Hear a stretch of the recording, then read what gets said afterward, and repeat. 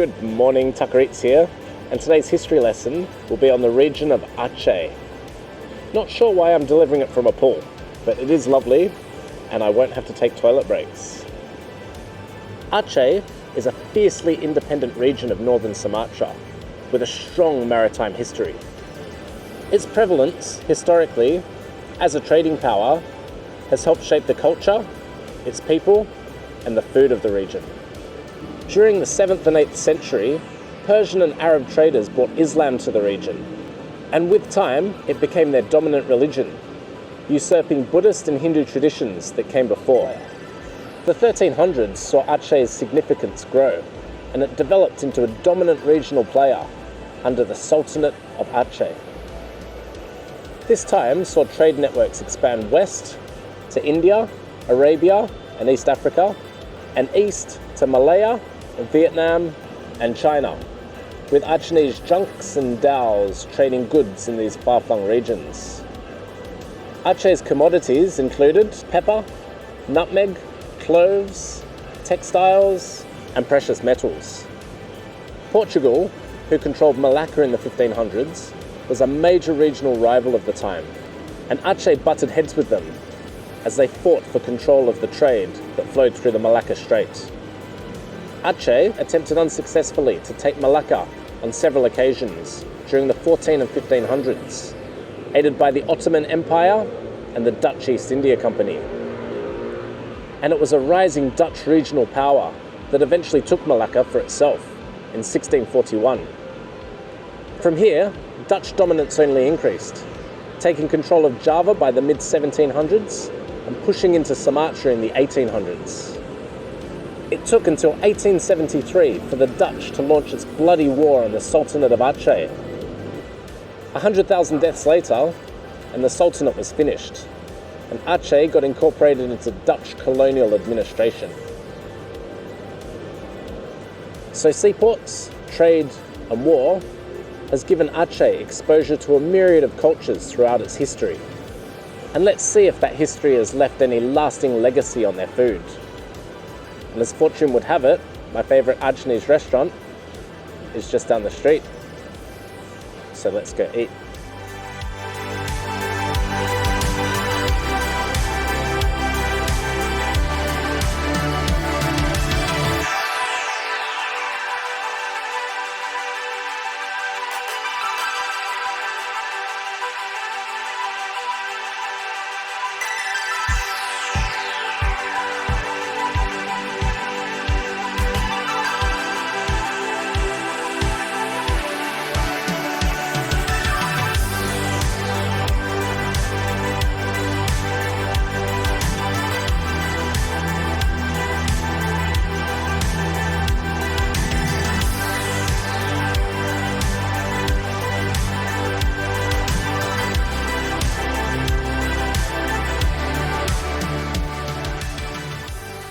So it's 3 p.m. here in Benhil, heading towards a restaurant called Kanabu. As I said, my favorite Acehnese restaurant, and it's gonna be empty. How do I know this? Because it's Ramadan, so people can't eat until after sunset. So it will be empty, but I was here a few nights ago at about 7:30, I think, and well, they had broken their fast and the place was absolutely buzzing. So much so that I'm like, I definitely can't film an episode during this time because it was loud. There was a bit of a festival atmosphere. And it got me thinking, like, this city's probably gonna go off during Eid. Unfortunately, I'm leaving before then, but yeah, I think it would be a great time to come and explore this city. Ramadan, things are a bit more pared back. You know, a lot of restaurants are closed during daytime hours. So yeah, it's something to keep in mind if you do want to come here. But Eid, I reckon if you got here in the last couple of days of Ramadan and, you know, felt the vibes of the city during that time, I reckon it would be good. Maybe I'll do that next year. Let's see.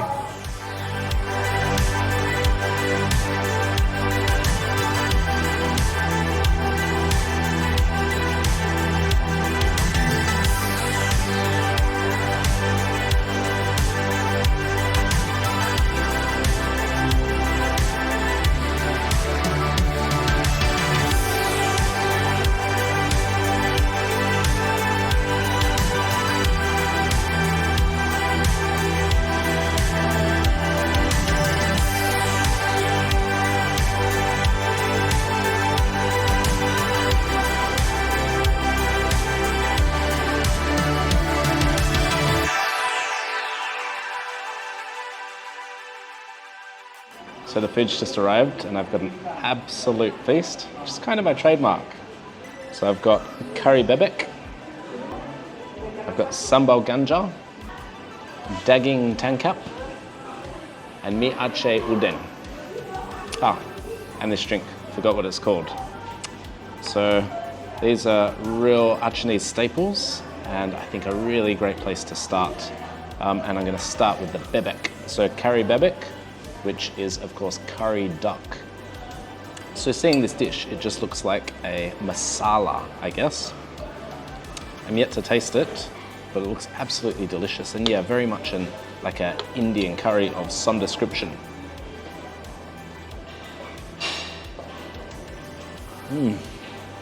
Wow, delicious. And yes, it is like a kind of masala. It's actually got vibes of the typical Malaysian curry that I love so much, but it's actually more spicy and good flavors going in there.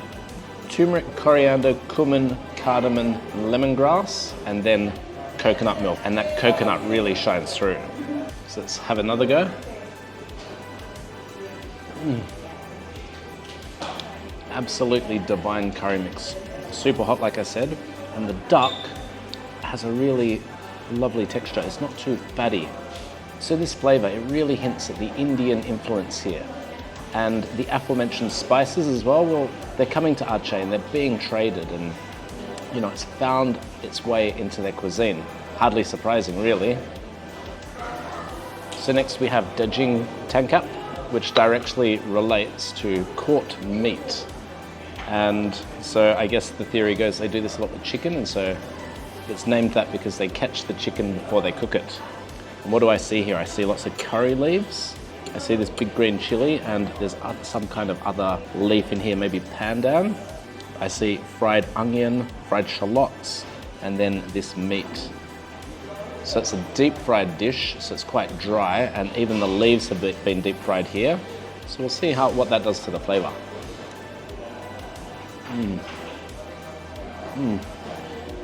So good. So good again. Yeah, that curry leaf really comes through, you know. I think they just chuck it in the deep fryer and it just comes to life. The beef is cooked a lot, it's quite dried. So it's really crispy on the outside and it's not moist at all on the inside. So you got to work a little bit, you do have to chew. Apologies if you have no teeth. Flavor-wise, sensational. It's actually really simple, but it's salty and it's just delicious. You know, you can taste all of that fried onion and the fried garlic, that big curry leaf hit, and yeah, it's got a lot going for it, this dish. And it's easy enough on the Western palate as well. It's not spicy at all. So that's 2 from 2 Aceh. I guess we better go to the Mie Aceh.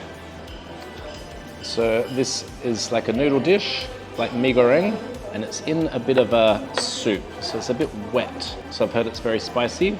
Not sure about the flavor. Time to find out.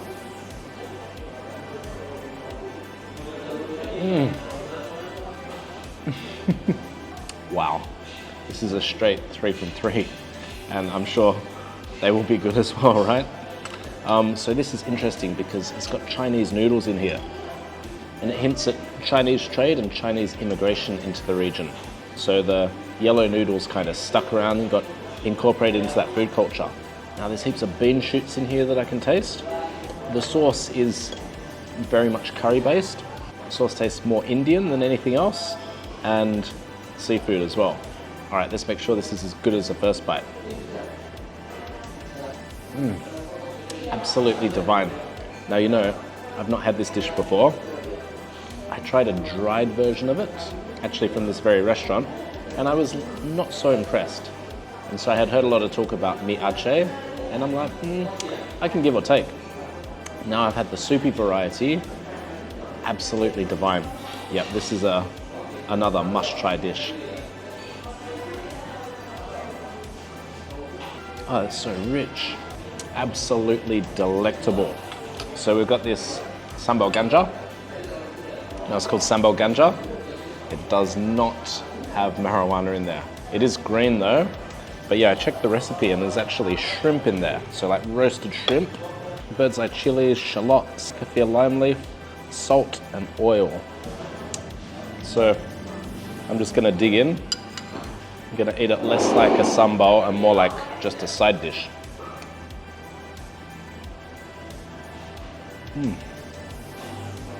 Wow. That is punchy. So I feel like it's got green chilies and there's a lime element as well. Can't really taste the prawn, but you know, I can tell it's in there. But yeah, such strong flavors, such strong garlic as well. And my mouth is dancing right now. All right, let's go again. Wow. Salty, sour, sweet, balanced, rich, spicy as hell, and prawn in there. That is divine. Of course it is. What an absolute feast. Lucky I've got some es timun surat so I can pipe down that spicy flavor. Now this, lime, cucumber, and mint. What a surprise, cooling and refreshing. So plenty of cucumber in there. The predominant flavor for me is cucumber, but you can taste, you know, a hint of lime and some mint as well. For summer days, this would really hit the spot. And I reckon a shot of rum, you got yourself a cocktail. I'm not done with eating that yet, but I decided to go to this dessert. I'm not exactly sure what it's called. I know there is something called Aceh pudding, and this might be it. Not too sure. So I'm gonna dig in and we're gonna find out. So what do I see? So I see a kind of pudding and I see coconut and avocado, I believe. Yep, absolutely spot on. Now this is a really mild dish. It's got a nice avocado flavor and coconut. Oh, there's something else in there as well. See the yellow thing at the bottom? I wonder what that could be. Is it corn? Nope, it's not corn. I think that might be jackfruit. The jury's out. I don't know. Anyway, I did Google this, but I couldn't find it. Simple Moorish yum. Right now I've finished dessert. I'm gonna go back and I'm gonna hit up all of these dishes again because I've only just started. And as always, I'll see you on the street afterwards.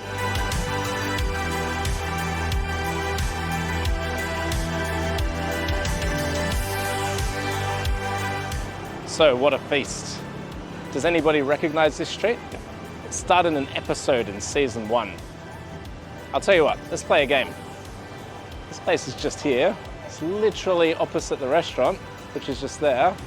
And I reckon I can get them to make some genuine Tucker Eats merchandise. Now, if you tell me the name of the episode where this street first appeared and leave it in the comments, whoever does that first, I can make some merch for you. Hope it's cheap. So up for grabs is some dodgy Tucker Eats merch. Don't know why anybody would want it, but that's what we're playing for. And if there's no right guesses, well, I guess I have to keep it myself. And even I don't want it. Oh wow, it's absolutely going off down here. Looks like they're getting ready for their breaking the fast. Let's go check that out.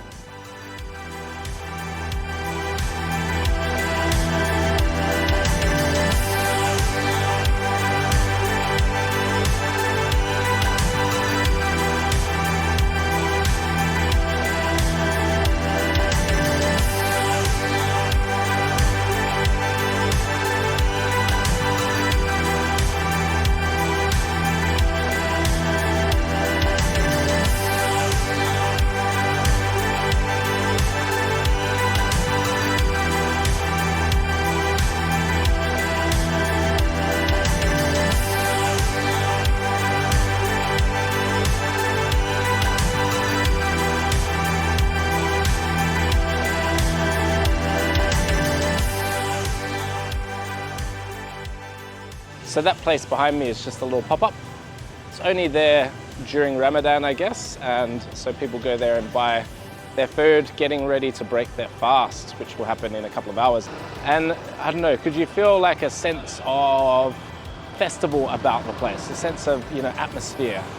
Because it's very much the case at about 6 or 7 o'clock, around these parts. You know, people, I don't know, there's an excitement in the air. I really feel it, which is great.